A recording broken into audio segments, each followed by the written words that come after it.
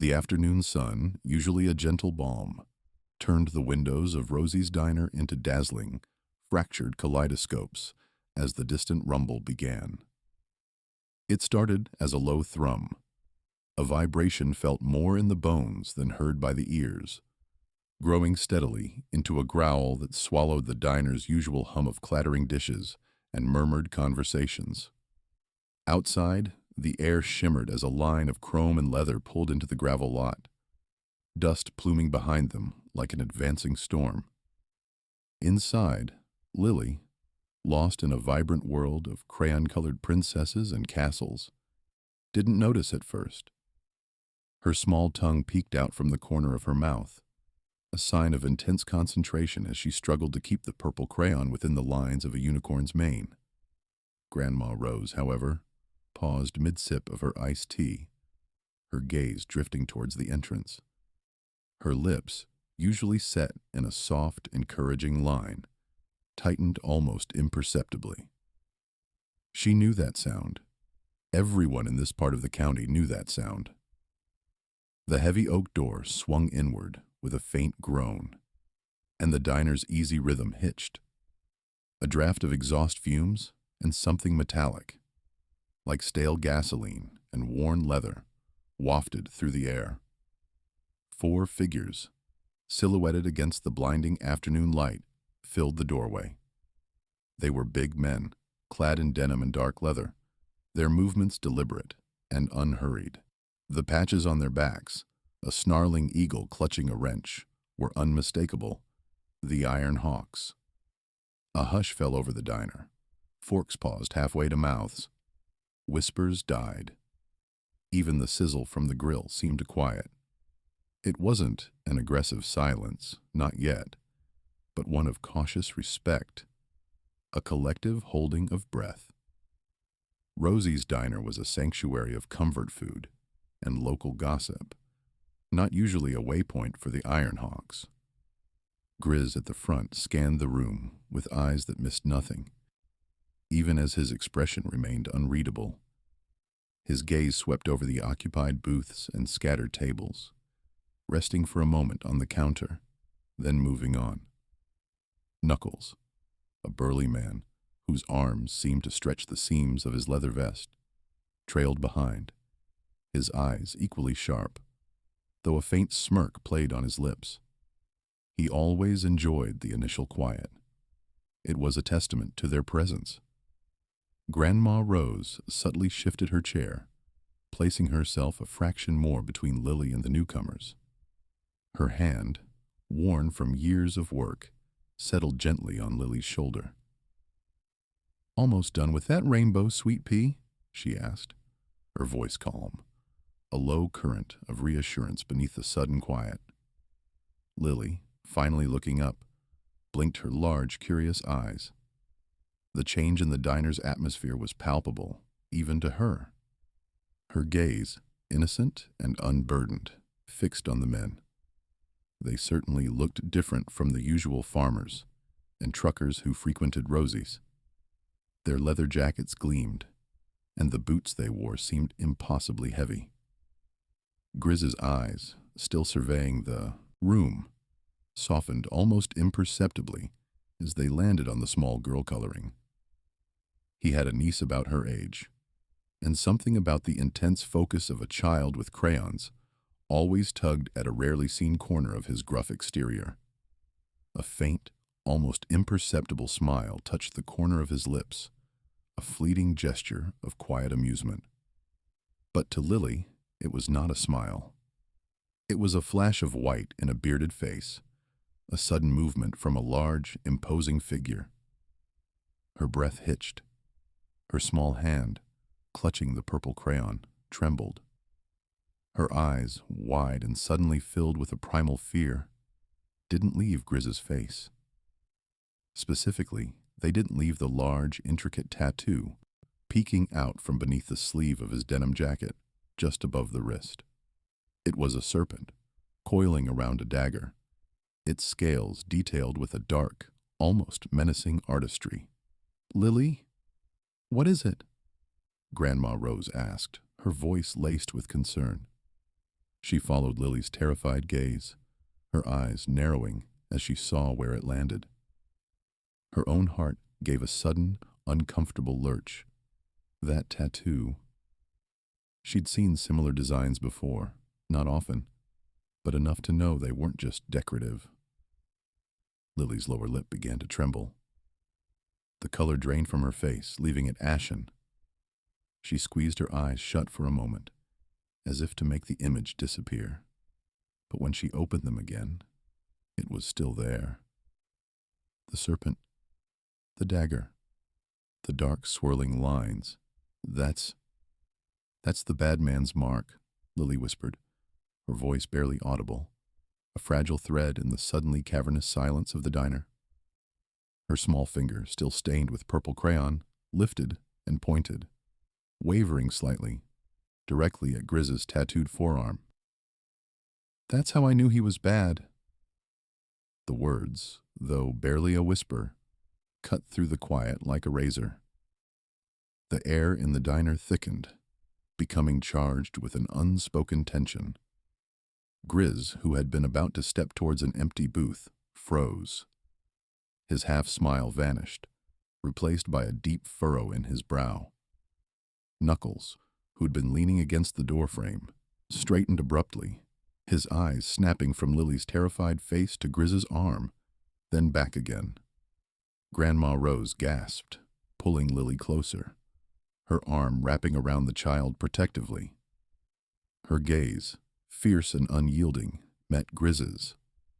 There was accusation in her eyes, a raw, protective fury that belied her usually gentle demeanor. Grizz's jaw tightened. He knew his tattoos could be intimidating, but he'd never seen such profound, visceral terror in a child's eyes before, not directed at him. His gaze dropped to his forearm, to the serpent and dagger, a symbol he'd carried for decades, a mark of loyalty and belonging. To him, it represented brotherhood, a code. But to this small, trembling girl, it was something else entirely. Something dark. Something bad. Knuckles, ever quick to react, took a step forward, his hand subtly going to his side, then stopping as Grizz subtly, almost imperceptibly, shook his head. This wasn't a fight. This was something else. Something far more unsettling. Lily began to cry, soft, choked sobs that racked her tiny frame. She buried her face into Grandma Rose's side, her small hand still pointing. A silent, damning accusation. The purple crayon, forgotten, rolled off the table and clattered softly on the tiled floor. The diner remained utterly silent, every eye fixed on the interaction, every ear straining to catch the next whisper, the next clue. The Ironhawks, usually masters of any room they entered, were suddenly at a loss, their usual swagger replaced by a profound, uncomfortable bewilderment. Grizz, the immovable object, found himself standing in a spotlight of fear and accusation, his tattoo suddenly feeling heavier, colder on his skin than it ever had before. What did she mean? What bad man? The question hung in the air, a chilling prelude to something far more sinister than a quiet afternoon interrupted. The bad man's mark. The diner's hum of conversation evaporated, replaced by the clatter of a dropped spoon. All eyes, wide with confusion and a flicker of unease, fixed on Lily. Her small finger, still stained with crayon dust, trembled as it pointed at Grizz's arm. The serpent and dagger, a symbol of brotherhood and protection to him, was now, in her innocent eyes, a brand of terror. "That's the bad man's mark," she whispered again, her voice barely audible, raw with an uncomprehending fear that clawed at the edges of Grizz's composure. He felt a strange lurch in his gut, a mix of bewilderment and a dull ache. This wasn't the reaction he'd ever gotten from a child, not for their club's colors. Usually it was curiosity, sometimes awe, never this primal, bone-deep terror. Grizz glanced down at the intricate tattoo, a permanent declaration of his allegiance. The image was clear, unmistakable. A coiled viper, its fangs bared, wrapped around a gleaming dagger. It was a common enough motif, but their club's version, with the specific curve of the serpent's tail and the angle of the blade, was distinctive.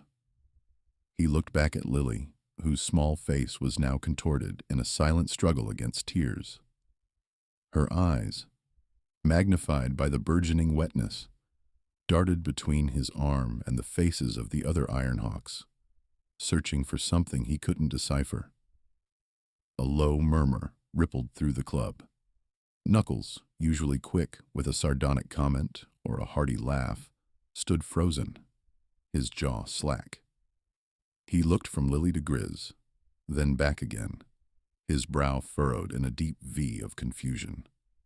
The air in Rosie's diner, previously thick with the smell of coffee and frying bacon, now felt heavy, charged with an unspoken question. Lily's lower lip began to tremble uncontrollably, and a single tear traced a path down her flushed cheek. "He had it," she choked out, her voice cracking. "The bad man. He had that mark. On his arm." She pointed again, more emphatically this time, her small body trembling. Grizz knelt slowly, bringing himself to her eye level. The movement was deliberate, meant to be non-threatening. He kept his voice low, a gravelly rumble that usually soothed. "Who, darling? Who had this mark?" He extended his arm slightly, turning it so she could see the tattoo clearly. A silent invitation for her to look, to confirm. Lily squeezed her eyes shut, shaking her head vigorously. "He was mean," she sobbed, the words tumbling out in a torrent of childhood trauma. "He took me from the park. He said I had to be quiet, or he'd hurt Mommy." Her small hands balled into fists, pressing against her eyes as if to physically push away the memory. "He kept me in a dark place for a long time." The words hung in the air, each one a hammer blow to the silence. Abduction. Dark place. Mommy. The implications were chilling, unthinkable. Grizz felt a cold dread seep into his bones. His gaze swept over the stunned faces of his brothers. Knuckles' face had hardened, all traces of confusion replaced by a dangerous glint in his eyes. "A dark place." Knuckles' voice was a low growl, a stark contrast to his earlier jovial demeanor. "How long, Lilybug?" He took a step forward, his massive frame radiating an intimidating presence, but his eyes were fixed on the little girl with a profound, almost paternal concern. Lily uncovered her eyes, fresh tears streaming down. "Days," she whimpered, her voice barely a whisper. "And there were other kids. He had them too. He had the mark, just like yours." She looked at Grizz, her expression a mix of terror and a fragile, nascent trust. "That's how I knew he was bad. Because of the mark." Grizz felt a sickening lurch. Other kids. This wasn't just a random act of violence. It was something far more sinister. And the tattoo. The exact same tattoo. It couldn't be a coincidence. Someone was using their club's symbol, their mark of brotherhood, to commit unspeakable acts. A wave of righteous fury, cold and sharp, washed over him. Someone was defiling their colors, tarnishing their name, preying on the most vulnerable, and doing it under the very emblem they stood for. The thought was an affront, a desecration. Knuckles let out a choked sound, half growl, half expletive. He looked at Grizz, his eyes blazing. "A goddamn imposter," he snarled, the words dripping with venom. "Using our mark to hurt kids." The other Ironhawks, their faces a grim tableau, exchanged glances. The confusion had evaporated, replaced by a shared understanding and a simmering rage. Their code, their brotherhood, was built on protection, on justice, however rough-hewn. This was an abomination. He said he had friends, Lily continued, her voice gaining a fragile strength as she recounted the horror. He had a different mark sometimes, too. A skull with wings. But this one was always there. And he went to different houses. He took different kids from different places. Her small hands gestured vaguely, encompassing a world much larger than Rosie's diner. Grizz's mind raced, piecing together the fragments. Multiple victims, multiple locations. A predator, cunning and systematic, using a variation of their club's tattoo as a twisted calling card, a tool of deception. The winged skull tattoo was their main patch, their central emblem, but the serpent and dagger was a common secondary piece, often earned through acts of loyalty or bravery. Someone was mimicking it, or perhaps had a stolen patch, using it to gain access, to instill a false sense of security, or, in Lily's case, to instill fear. He reached out, his large hand gently cupping Lily's cheek. Her skin was soft, warm, and her tears felt like fire on his palm. "We're gonna find him, darlin'," Grizz said, his voice rough with emotion, a promise forged in steel. "Every single one of us. We're gonna find this bastard." Knuckles was already pulling out his phone, his fingers flying across the screen. "I'm calling the chapters," he announced, his voice tight with controlled fury. "Every brother. Every contact. No stone unturned. We find this piece of trash, and we make him wish he'd never seen the light of day." The silence that followed was different this time. It wasn't confusion or unease, but a quiet, formidable resolve. The Ironhawks had found their new purpose, etched in the tears of a terrified little girl and the desecration of their sacred mark. The hunt had begun. A tearful confession. The collective gasp that rippled through the Ironhawks clubhouse was thick with a mixture of disbelief and dawning horror. Lily, her small chest heaving, buried her face deeper into Grandma Rose's side, fresh tears wetting the old woman's worn denim jacket.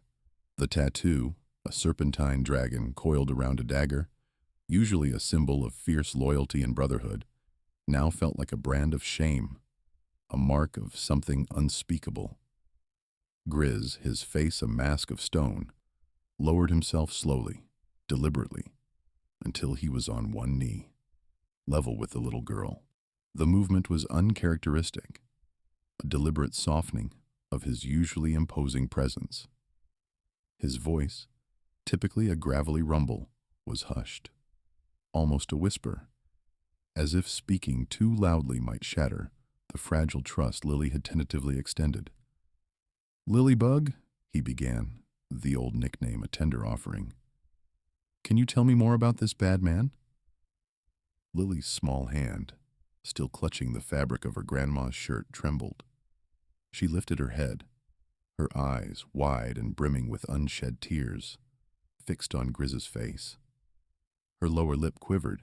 He had it," she choked out, pointing a tiny accusing finger at the tattoo on Grizz's forearm, the one identical to the club's symbol. Just like that, on his arm.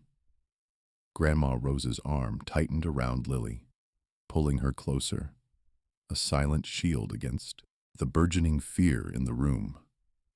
Her gaze, however, was fixed on Grizz, a silent plea for understanding, for patience.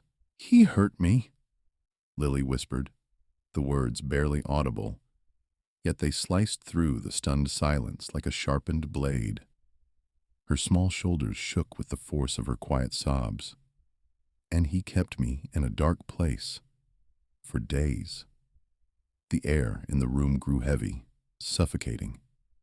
The jovial camaraderie, that had moments ago filled the space had evaporated, replaced by a chilling dread. Grizz's jaw clenched, a muscle working furiously beneath his grizzled beard. His gaze, usually so direct and unwavering, softened further as he looked at Lily. He saw not just a child, but a fragile vessel, bearing a terrible burden. "What did he do, Lily?"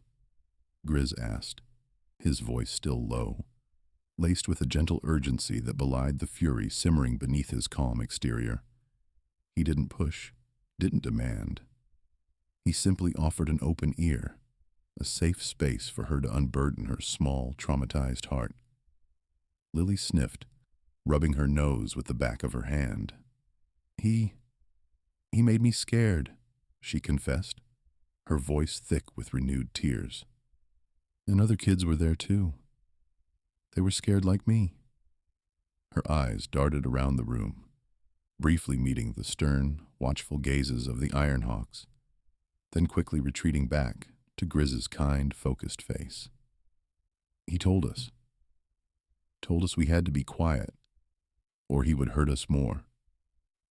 A low growl rumbled through the chest of one of the younger hawks, quickly silenced by a sharp look from Reaper, the club's sergeant-at-arms. The men, usually boisterous, were unnervingly still, each absorbing the horror of Lily's words. Grandma Rose stroked Lily's hair, her own eyes glistening. "My brave girl," she murmured, kissing the top of Lily's head. "You don't have to tell us everything now, sweet pea. Just what you remember." She looked up at Grizz, her expression a mix of gratitude and raw pain. "It's enough, Grizz. She's been through so much." But Lily, perhaps sensing the shift in the atmosphere, the unspoken vow of protection that now hung heavy in the air, continued, a dam slowly breaking. "He would touch us," she whimpered, her face scrunching up in disgust and fear. "In places that felt bad. And he kept saying he was a friend, because of his mark." She pointed again at Grizz's arm, her small finger lingering near the coiled serpent. He said it meant he was good, but he wasn't. He was bad." The word friend, twisted and corrupted by the predator, hung in the air, a grotesque mockery of its true meaning. The idea that someone would use the Ironhawk's sacred mark, a symbol of loyalty and protection, to gain the trust of innocent children and then inflict such unspeakable harm, ignited a cold, righteous fury within Grizz. He reached out slowly, his large hand gently covering Lily's small one, which still rested on his forearm, near the tattoo. His touch was feather-light, reassuring. "Lily," he said, his voice a steady anchor in the storm of her tears, "that mark on my arm means I will protect you. It means we will find him, and we will stop him." His gaze swept over the grim faces of his brothers, a silent communication passing between them. The hunt was on. The imposter, the desecrator of their symbol, the monster who preyed on children, had just sealed his fate. More than one victim. The silence in the clubhouse was heavy, broken only by the crackle of the dying embers in the hearth. Lily, nestled against Grandma Rose, still trembled, but a fragile thread of defiance had begun to weave itself through her fear.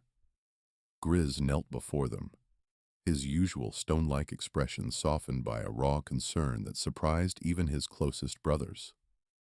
Knuckles, usually quick to interrupt or snort, stood rigid by the wall, his gaze fixed on the little girl. He was nice at first," Lily began, her voice a reedy whisper. She clutched a worn plush rabbit, twisting its ear between her fingers. "He gave me candy, said he knew my daddy, said he was a friend." Her eyes, wide and still too bright with unshed tears, flickered toward Grizz's arm. He had He had your picture. Grizz didn't flinch. He just nodded, a slow, deliberate movement. The hawk, Lily. She nodded, pressing her face into Grandma Rose's side. And the wings. The pointy things under it. She gestured vaguely. He showed it to me. Said it meant he was strong and brave, like a knight. A shudder ran through her small frame. But he wasn't. He wasn't brave at all. The air in the room thickened, a palpable dread settling over the men. They were accustomed to danger, to violence, but this was a different kind of evil, one that struck at the most vulnerable. Knuckles' jaw tightened, a muscle twitching near his ear. He looked at Grizz, a silent question passing between them. What kind of monster uses our colors to lure a child? Did he take you somewhere, Sweet Pea? Grandma Rose asked, her voice a gentle coaxing murmur. She stroked Lily's hair, her gaze unwavering as she looked at Grizz, her eyes pleading for answers he didn't yet have. Lily took a shaky breath. He took me in his truck. It was dark and quiet. She paused, chewing on her lip, a flicker of memory returning to her eyes. But then there was another place. Not dark. It had a window and a tree outside. I saw other kids there too. The casual drop of other kids hit the bikers like a physical blow. Grizz's gaze sharpened, his focus absolute. Other kids, Lily? How many? She shrugged, a tiny, helpless gesture. A few. Some were bigger than me. One girl, she cried all the time, her small brow furrowed in concentration. And another boy. He played with a truck. He didn't look happy. Knuckles let out a low growl, a sound of pure, unadulterated fury. The easy camaraderie of the club, usually filled with boisterous laughter and the rumble of engines, was now replaced by a chilling realization. This wasn't an isolated incident. This wasn't just about Lily.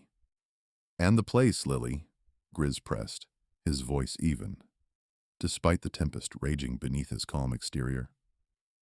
Was it always the same place? She shook her head, a tear finally escaping and tracing a path down her cheek. No, the window place. It was different from the dark place. And one time, he took me to a place with lots of tall grass. I saw a bird's nest there, with blue eggs. She sniffled. He said not to tell anyone about the eggs, or about him.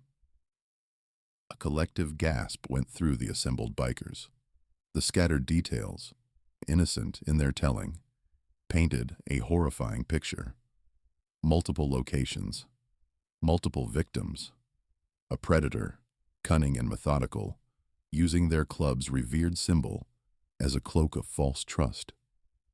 The desecration of their emblem was a secondary anger, a burning ember beneath the inferno of rage that threatened to consume them.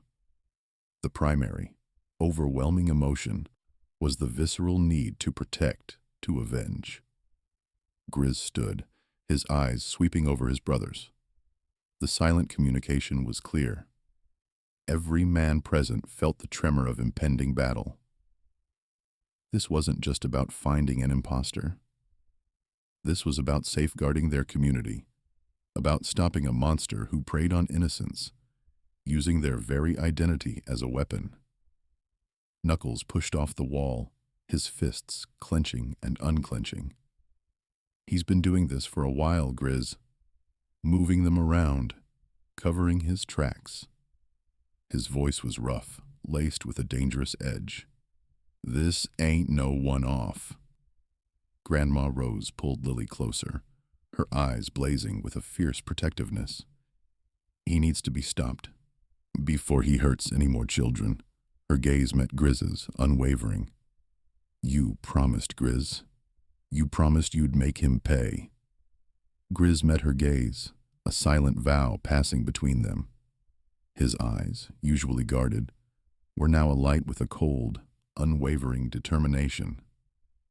He looked at his brothers, his voice low, resonating with a steel that silenced all other thoughts. He messed with the wrong family, and he wore the wrong colors. He paused, his gaze returning to Lily, her small, vulnerable figure, a stark reminder of the evil they faced. We find him, we stop him, and then we make him regret every single second he ever used our mark to hurt a child. The air crackled with a renewed energy, no longer just dread, but a potent blend of fury and purpose. The Iron Hawks had a new mission, one that transcended club loyalties and personal vendettas. This was about justice. This was about protecting the innocent. And for Grizz, it was about fulfilling a promise that had become etched into his very soul. The hunt had begun. A tarnished symbol. The silence in the clubhouse was a heavy shroud, thick with unspoken horrors.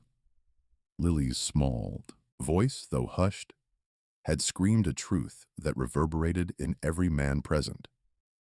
Grizz, who had been leaning forward, elbows on his knees, slowly straightened. The worn leather of his vest creaked a protest, a small sound in the cavernous room, but his gaze remained fixed on the scarred wooden table. His hands, usually restless, were still, knuckles white where they gripped the edge. Knuckles, typically quick to bark, stood frozen, a half-empty bottle of amber liquid forgotten in his grasp. The glint of the overhead bulb caught the sweat on his brow, a stark contrast to the sudden pallor of his face. He looked from Grizz to the other men, a silent question in his eyes. The realization, a bitter, metallic taste, was settling in. She said, "He had our mark," Knuckles finally rasped, the words thick with disbelief. His voice was a raw edge, slicing through the tension. "Our goddamn patch." A murmur rippled through the gathered men, a low growl of incredulity and dawning fury. The emblem, the soaring hawk with its talons extended, was more than just a symbol. It was their identity, their brotherhood, etched into their skin and sewn onto their backs. To hear it described as a tool for such vile acts was a violation far deeper than any rival gang fight. Grizz finally lifted his head. His eyes, usually a calm, steady gray, were now like flint. "It's an imposter," he stated, his voice a low rumble that nevertheless commanded immediate attention. He didn't shout, didn't rage, but the quiet steel in his tone was more potent than any explosion. "Someone's wearing our colors, using our name." The weight of his words hung in the air, transforming the initial shock into a burning indignation. An imposter, a ghost in their ranks, staining their legacy with unspeakable acts. The irony was a cruel twist. They, the feared Ironhawks, were now unwittingly implicated in a monster's crimes. A wave of shame, hot and unwelcome, washed over several of the men, mingling with their rage. They were outlaws, yes, but they had a code, a brutal honor. This was beyond any line they had ever drawn. Knuckles slammed his bottle onto the table, the thud echoing in the sudden quiet. "Wearing our colors? He's spitting on every damn one of us." His face was a mask of fury, a vein throbbing at his temple. His gaze swept the room, meeting the equally enraged eyes of his brothers. "This ain't just about protecting a kid anymore, Grizz. This is about what's ours. Our name." Grizz nodded slowly, his jaw tight. The protection of Lily was paramount, a visceral need that had surged the moment he understood her fear. But Knuckles was right. This went deeper. The symbol of the Iron Hawks, forged in sweat and loyalty, was being twisted into a perverted emblem of terror. "She saw other kids," Grizz reminded them, his voice gaining a hard edge. "Multiple places. This isn't a one-off. This bastard has been doing this, and he's been using us as his shield. The implications were horrifying. How many children had looked at that familiar hawk, seen a semblance of authority, and been led astray? How many parents might now look at an iron hawk, at Grizz, and see the face of evil? The anger in the room intensified, a palpable force that seemed to vibrate the very walls. The initial confusion had dissipated, replaced by a cold, unwavering resolve. They were no longer just angry. They were hunting. Knuckles paced a tight circle, his heavy boots thudding on the wooden floor. So, what now? We find this sick son of a bitch. We rip that patch off him and then... His voice trailed off, but the unspoken promise of brutal retribution hung heavy in the air. Grizz pushed himself away from the table, his formidable frame casting a long shadow across the room. He walked to the window, his back to the others, staring out at the inky blackness beyond. The streetlights cast long, distorted shadows, mirroring the contorted reality they now faced. He thought of Lily's small, trembling hand, her innocent finger pointing at his tattoo. The horror wasn't just that someone was using their symbol. The horror was that it worked, that a child, desperate for trust, had been deceived by a lie woven from their very identity. He turned, his face etched with a grim determination that silenced the room once more. "We find him," Grizz said, his voice low, a promise of retribution echoing through the clubhouse. "And when we do, he'll wish he'd never worn that goddamn patch." His gaze lingered on each man, a silent challenge, a call to arms. The Iron Hawks were feared, but they were also bound by an unwavering code. And now, that code demanded justice, not just for Lily, but for the sacred symbol they wore. The Iron Hawks' vow. A low growl rippled through the clubhouse, a collective sound of outrage and a hunger for retribution that vibrated in the very floorboards. The air, thick with the scent of stale beer and simmering anger, crackled with an unspoken resolve. Knuckles, his usually jovial face contorted into a mask of pure fury, slammed a fist onto the scarred oak table. The impact made a few empty glasses jump. "This ain't just about protecting our name," he bit out, his voice a low rumble that silenced the last murmurs. "This is about protecting kids. Our kids. Any kid." The sea of weathered faces around him mirrored his intensity. These were men who lived by a code, a brutal, unwritten law that valued loyalty and protection above all else. To have their symbol, their very identity, twisted into a tool of such vile depravity was an affront to everything they stood for. The idea of an impostor, a wolf in their sheep's clothing, preying on the most vulnerable, ignited a firestorm within them. "He used our colors," another voice, deep and gravelly, cut through the tension.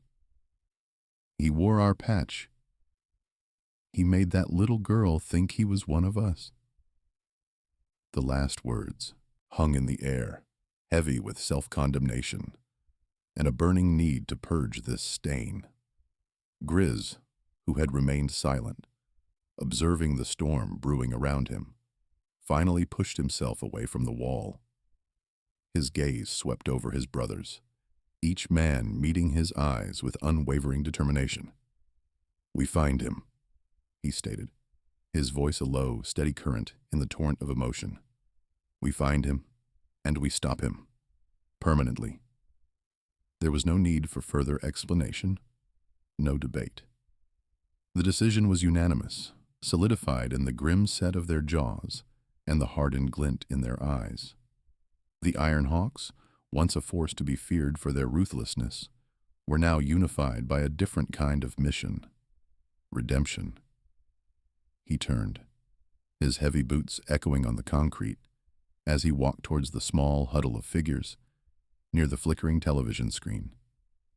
Lily, still nestled against Grandma Rose, looked up as he approached. Her eyes, wide and apprehensive, held a flicker of the terror that had consumed her.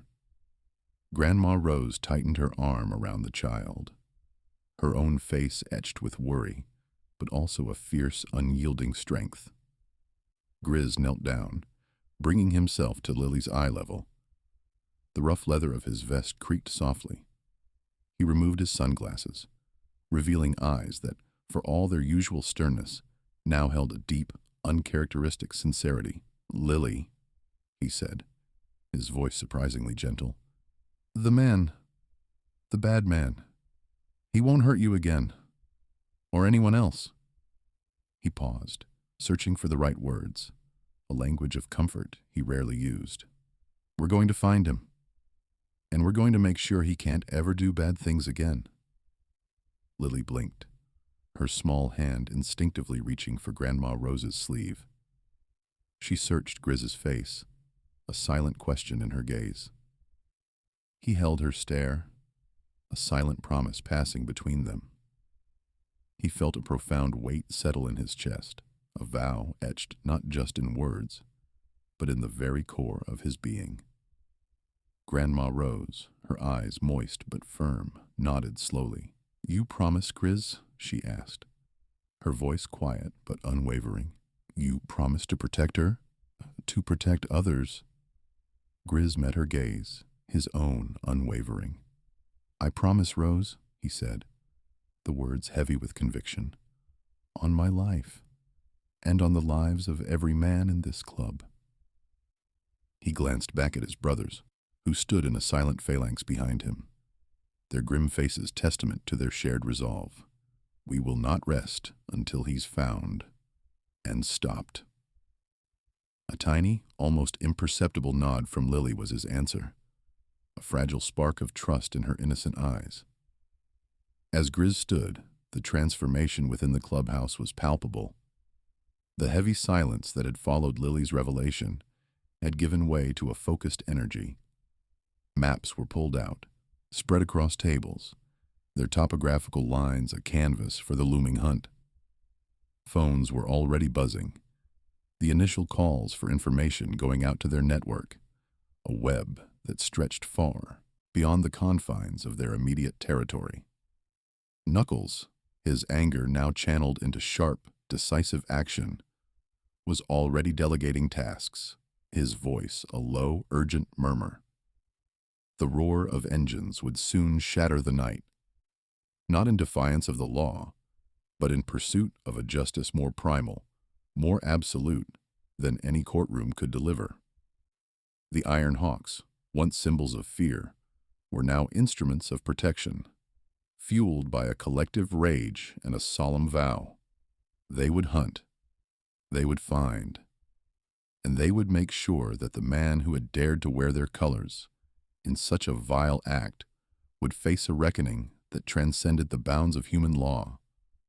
For Lily, for Grandma Rose, and for every child who had fallen victim, their hunt had begun. The hunt begins. The roar of engines filled the stale air of the clubhouse garage, a cacophony of chrome and horsepower that usually signaled a ride to blow off steam. Tonight it was a battle cry. Knuckles, his face grim under the dim fluorescence, paced before the assembled Iron Hawks. "All right, listen up. We got a rat wearing our colors, tainting everything we stand for. This ain't about territory or respect. This is about a child, about children." His voice was a low growl, the kind that promised pain. "Grizz and I are running point. No solo missions, no loose cannons. Every piece of info comes back here, to me or Grizz. Understood?" A chorus of guttural affirmations met his command. Grizz, leaning against a grease-stained workbench, surveyed the eager faces. Each man, a hardened veteran of countless street battles, now bristled with a different kind of fury. This wasn't about upholding their fearsome reputation. It was about reclaiming their honor. about protecting the innocent.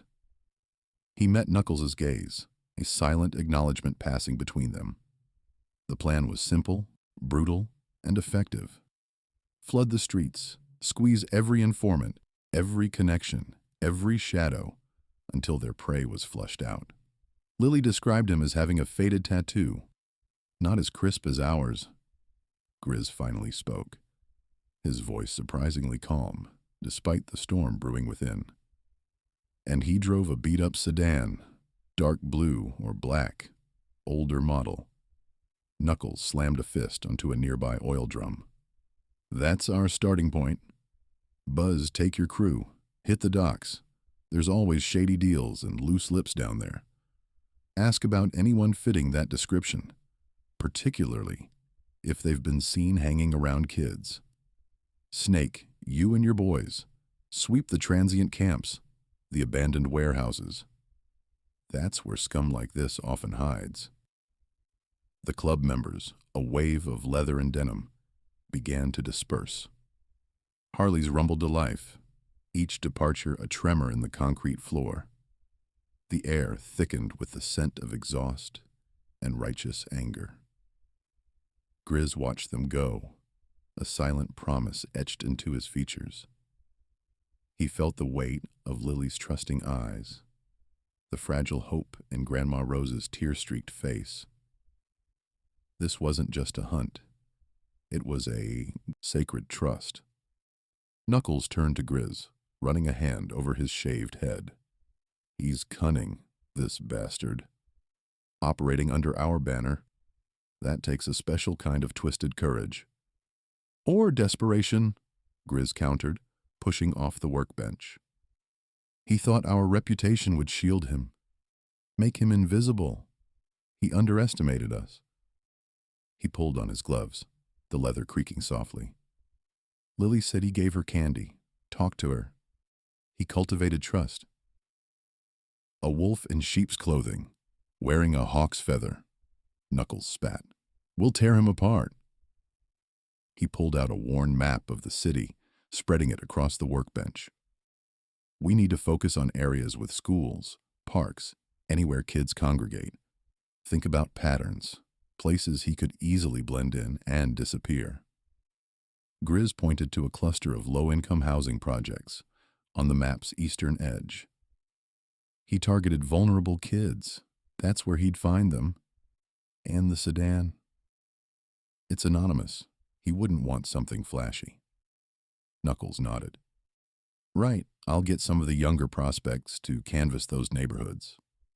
They can talk to the kids, ask if anyone's seen a man with a tattoo like ours, driving a dark sedan, offering treats. He paused, his expression hardening. Make it clear they're not to approach him. Just report back. The hours blurred into a relentless pursuit. Phone calls buzzed, reports trickled in, each fragment of information carefully weighed. A lead from Buzz at the docks mentioned a man fitting the description, buying cheap fuel from a back alley dealer. He had a nervous habit of looking over his shoulder. Another report from Snake's crew talked about a dilapidated sedan, seen idling near a deserted playground on the city's outskirts. The details were sparse, disjointed, but they began to form a hazy outline of their target. Grizz and Knuckles rode out themselves, a silent vanguard, covering ground that their men hadn't yet reached. The city, usually a familiar labyrinth, now felt like a hunting ground. Every shadowed alleyway, every parked car, every fleeting glimpse of a figure in the periphery sparked a jolt of adrenaline. Grizz's eyes, usually watchful but calm, now scanned with an almost predatory intensity. He felt a primal shift within him, a reversion to something ancient and fierce. The civilized veneer had cracked, revealing the protector, the avenger. As dusk settled, painting the sky in bruised purples and oranges, they found themselves cruising past a forgotten community center, its paint peeling, its windows boarded up. A lone, tattered basketball hoop, stood sentinel in the cracked asphalt lot, a place where innocence might once have thrived, now just decay. Grizz slowed his bike, his gaze fixed on a faint tire track leading off the main road towards the rear of the building. It was fresh, distinct, and left by a smaller vehicle than their Harleys. Knuckles followed his line of sight. "What is it, Grizz?" Grizz didn't answer immediately. He dismounted, his boots crunching on loose gravel. The silence of the abandoned lot was punctuated only by the distant hum of city traffic. He walked towards the tire track, crouching down, his fingers tracing the faint indentation in the dust. The pattern was subtle, but he recognized it from Lily's frantic description. The specific tread of an older model sedan. He stood, his jaw tight. "He's been here." The words were a low growl, barely audible above the cooling engine of his bike. "He's still around." Following the scent, the rumble of the bikes cut through the morning chill, a restless, predatory sound. Grizz led the charge, his eyes scanning every alleyway, every shadowed doorway, a grim set to his jaw. Knuckles, riding close behind, kept his gaze peeled for anything out of place. A twitch in a curtain, a lingering shadow, a car that didn't belong. The community center had been a cold trail, the sedan long gone, but it had given them a direction, a scent.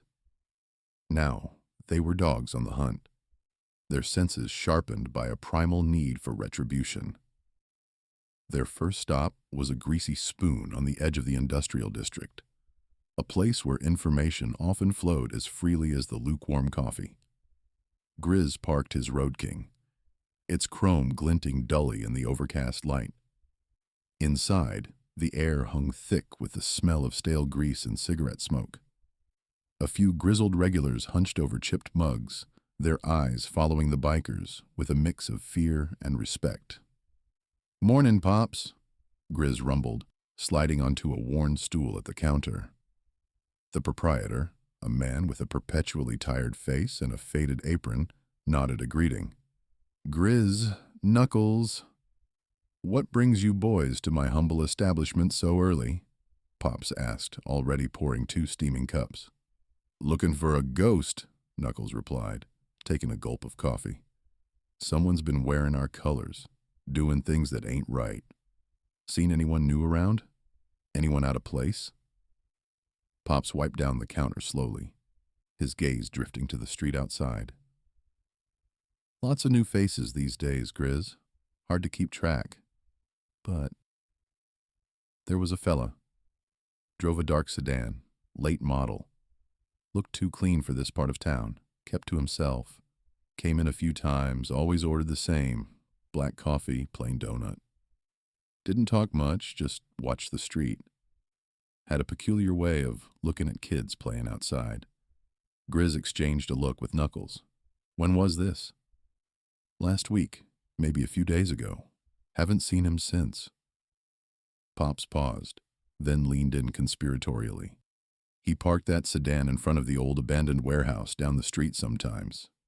Said he was looking for a new place to store inventory." Pops gave a knowing wink, implying something illicit. "Thanks, Pops." Grizz tossed a few crumpled bills onto the counter. More than enough for the coffee. The old warehouse was a skeletal monument to forgotten industry. Its windows shattered, its corrugated metal walls rusting. The wind whistled through the gaps, carrying the smell of damp earth and decay. They circled the perimeter, their eyes peeling for any sign of recent activity. Dust lay thick on everything, disturbed only by the tracks of rodents and the occasional stray dog. No fresh tire marks, no footprints, another dead end. He's smart," Knuckles muttered, kicking a loose stone. "Doesn't leave much behind."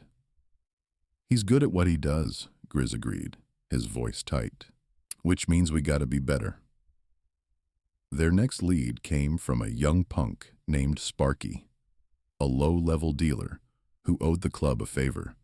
They found him huddled in a grimy alcove behind a liquor store, shivering despite the mild air. "Sparky, we need a name." Knuckles cut straight to the chase. Sparky stammered, his eyes darting nervously. "Name? What for?" "A ghost," Grizz reiterated, his voice a low growl that made Sparky flinch. A man who preys on the innocent wears a mark that ain't his. Dark sedan. Been around these parts. Sparky fidgeted, rubbing his hands together. "There's talk of a new guy. Goes by the Professor. Real quiet, smart looking, glasses, dresses neat. But there's something off about him. Heard he's been offering candy, little toys, to kids around the park, trying to get 'em to go with him. Said he needed help finding a lost pet." A cold knot tightened in Grizz's gut. "The park? Which park?" "The one by the old library, down on Elm Street. Saw his sedan there just yesterday, parked kinda hidden behind some bushes. Real dark tint on the windows." Sparky's voice dropped to a whisper. "Heard a kid crying in the back seat once, then it went quiet real fast." The information hit them like a physical blow. The park, the library, the quiet crying. It all fit. "You done good, Sparky," Grizz said, his voice devoid of its usual gruffness. He tossed a $20 bill at the kid. "You see him again, you call. Understand?" Sparky nodded vigorously, stuffing the money into his pocket. The ride to Elm Street was a blur of controlled aggression. The Iron Hawks moved as one, a storm cloud descending. The park was a sprawling expanse of worn grass and rusty playground equipment. Parents pushed strollers, kids shrieked with laughter, completely oblivious to the predator lurking in their midst. The dark sedan, just as Sparky described, was parked discreetly, half hidden by a cluster of overgrown rhododendrons. Grizz pulled his bike to a silent halt, his eyes fixed on the car. Knuckles dismounted, his hand already on the grip of the wrench tucked into his belt. This wasn't just a lead. This was a live wire. The imposter was here now, in their territory, still hunting. The air crackled with a dangerous energy, a silent promise of swift, brutal justice. They had followed the scent, and it had led them right to the edge of the abyss. The hunt was over. The confrontation was about to begin. Cornered. The oppressive summer night pressed in, thick and humid, as Grizz steered his Harley down the crumbling access road. Dust, thick as talcum powder, plumed from beneath the tires of the club's converging vehicles, painting the air in a hazy red-tinged glow from their taillights. Ahead, the skeletal silhouette of the old abandoned warehouse, a monument to forgotten industry, clawed at the bruised sky. Its broken windows, like vacant eyes, stared out from the rust-streaked concrete. "This is it," Knuckles grunted, pulling his hog alongside Grizz. The words were unnecessary. The grim set of his jaw and the tight grip on his handlebars spoke volumes. He'd scouted this location hours ago, the scent of stale urine and rotting wood practically clinging to his report. Lily's description had been specific enough, combined with the other leads, to narrow it down to this desolate place. The Professor, as they'd come to call him, had been using a series of derelict structures, his twisted classrooms. This one, judging by the recent tracks, was his current sanctuary. They dismounted, the throaty rumble of the engines fading into the chirping chorus of crickets. The air, heavy with the smell of damp earth and decay, hung stagnant. A crescent moon offered little illumination, casting long, distorted shadows that danced with every rustle of dry weeds. The Iron Hawks fanned out, their movements practiced, silent. Each man a shadow within shadows. their faces grim, resolved. Grizz led the charge towards a gaping maw in the warehouse's side, a bay door long since ripped from its hinges. The interior was a cavern of inky blackness, punctuated by slivers of moonlight piercing through the shattered roof. The air inside was colder, thick with the metallic tang of rust and the cloying sweetness of rot. Every creak of the aging structure, every skittering rodent amplified the tension. "Stay sharp," Grizz rumbled, his voice a low growl that seemed to absorb the dust in the air. His hand instinctively went to the hilt of the hunting knife sheathed at his hip. Knuckles, a silent sentinel at his side, gripped a heavy wrench, its chrome glinting faintly in the gloom. A muffled thud echoed from deeper within the building. Not a rat, not the wind. "He's here," Knuckles whispered, his eyes narrowing, scanning the oppressive darkness. The scent of fear, subtle but distinct, mingled with the decay. It was a smell Grizz knew well, a predator's fear, not a victim's. They moved like wraiths, their boots crunching on broken glass and loose debris. The warehouse was a labyrinth of forgotten machinery, rusted cranes and stacked crates, all draped in a thick shroud of dust and cobwebs. Grizz's gaze swept across the cavernous space, his senses heightened, every nerve alive. He caught a flicker of movement near a skeletal catwalk high above. "Up there," he hissed, pointing. A figure, small and hunched, darted across the catwalk, momentarily silhouetted against a sliver of moonlight. The Professor. He was quicker than Grizz had anticipated, scrambling with a panicked energy. The chase was on. "Split up!" Knuckles roared, his voice bouncing off the concrete walls. "Cut him off!" The Ironhawks dispersed, their heavy boots thudding a rhythmic counterpoint to the professor's frantic scrabbling. The warehouse became a terrifying echo chamber, a symphony of pursuit. Grizz pushed himself harder, his muscles burning, his focus unwavering. He imagined Lily's tear-streaked face, her small finger pointing. The rage, cold and steady, fueled his every stride. The professor, clearly familiar with the building's layout, used the obstacles to his advantage, ducking behind columns, weaving through stacks of equipment. But the Hawks knew how to hunt.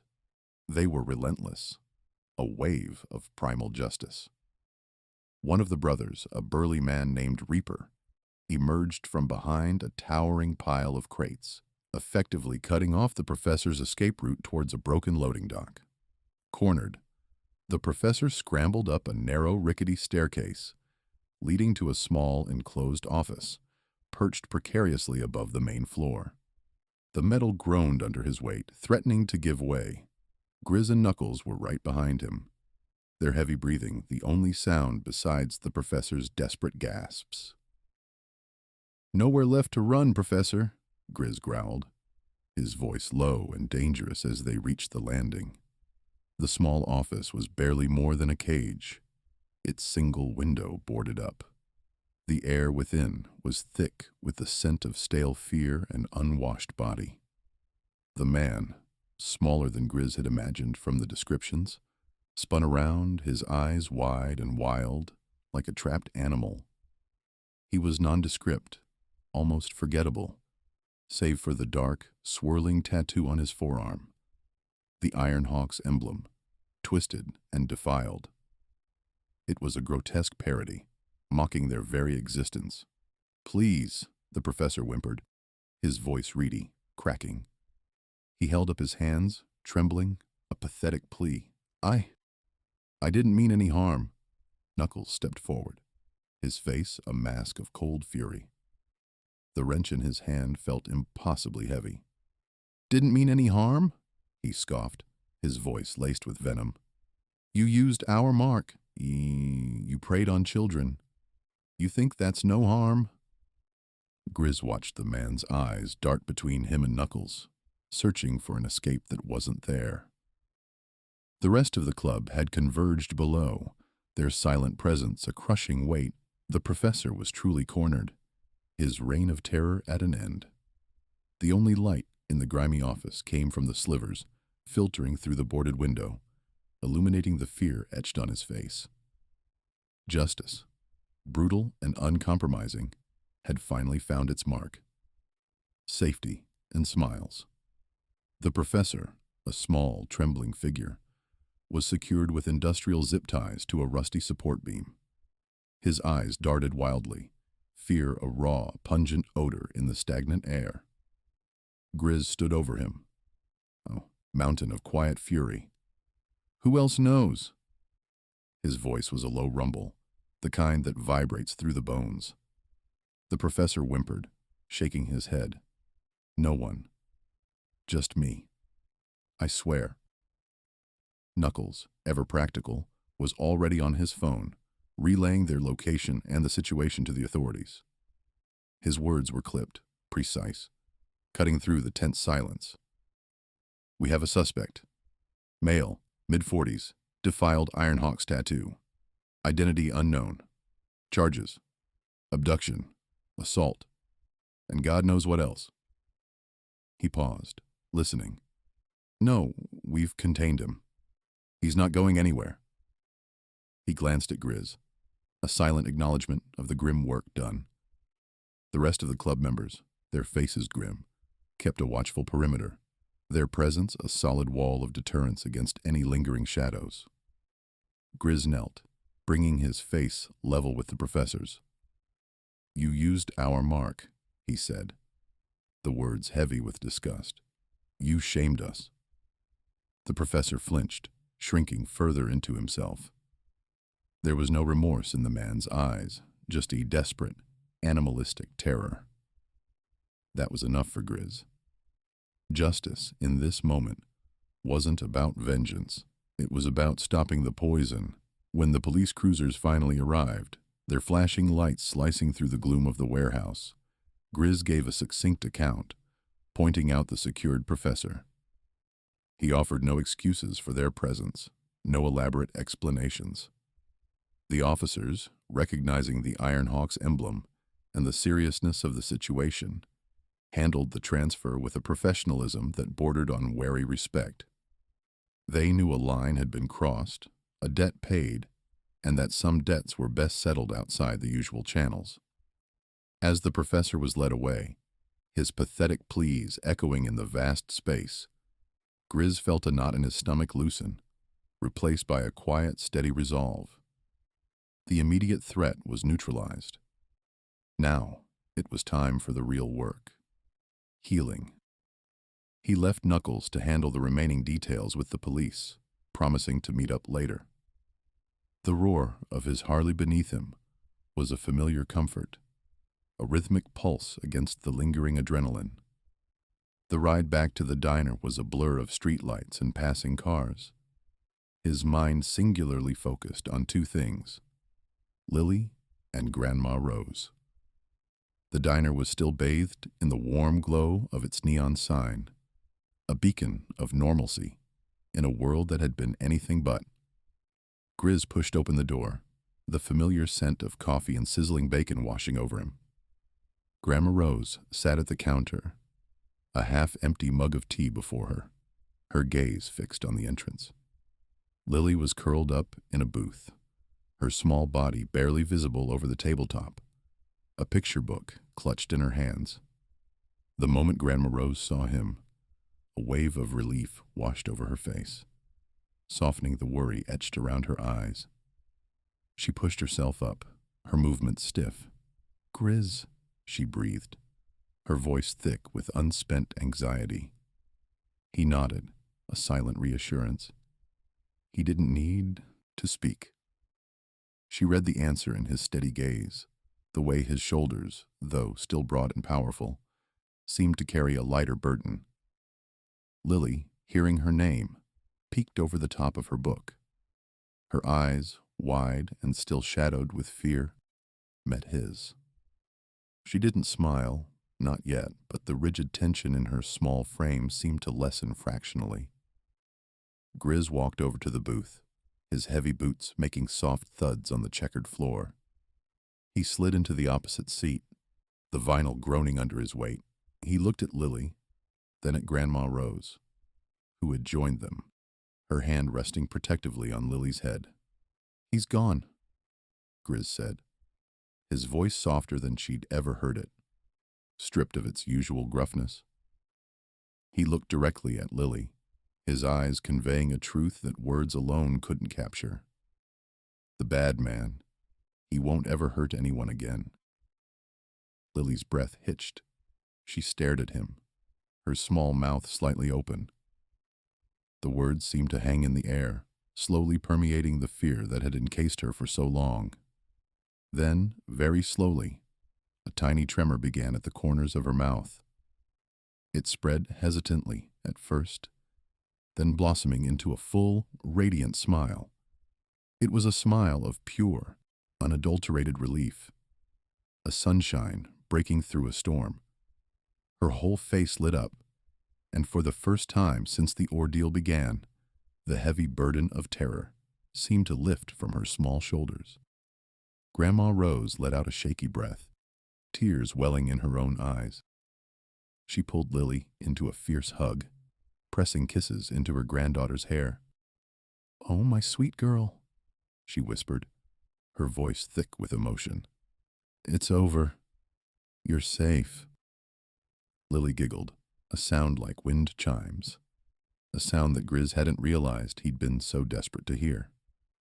She pulled back from her grandmother, her smile still wide, her eyes sparkling with a newfound lightness.